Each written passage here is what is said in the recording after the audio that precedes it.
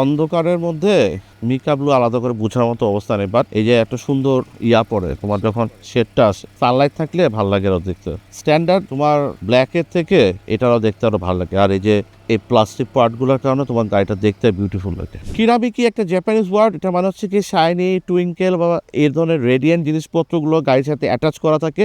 যেমন দেখেন এখানে নিকেলের অনেক এক্সেন্ট ইউজ করা আছে সামনের গ্রিলে, এইখানেও বেশ বড় একটা নিকেল দেওয়া আছে, যেটা আপনার এই ব্ল্যাক হাউস করা যে বাইবিম এলইডি প্রোডাকশন হেডল্যাম্প, এই হেডল্যাম্পের ভিতর থেকে একটা নিকেল বের হয়ে এই পর্যন্ত চলে আসছে।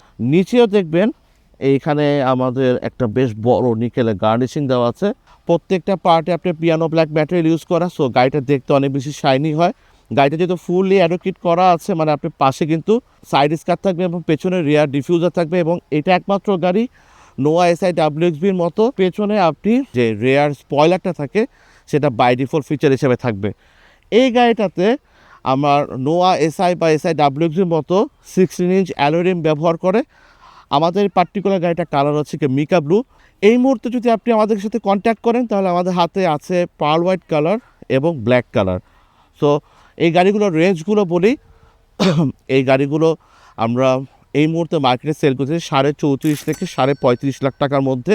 প্রত্যেকটা গাড়ি 4 বা 4.5 গ্রেডের হবে, মাইলেজ হবে অ্যারাউন্ড আপনার 60 to 80,000 কিলোমিটার। ছোট করে আমরা এই গাড়িটার ডিটেলসগুলো শেয়ার করি, কারণ এই গাড়িটা ভিডিও করতে করতে অলরেডি বৃষ্টি শুরু হয়ে যাচ্ছে, তো আমাদের খুব হাতে বেশি সময় থাকবে না।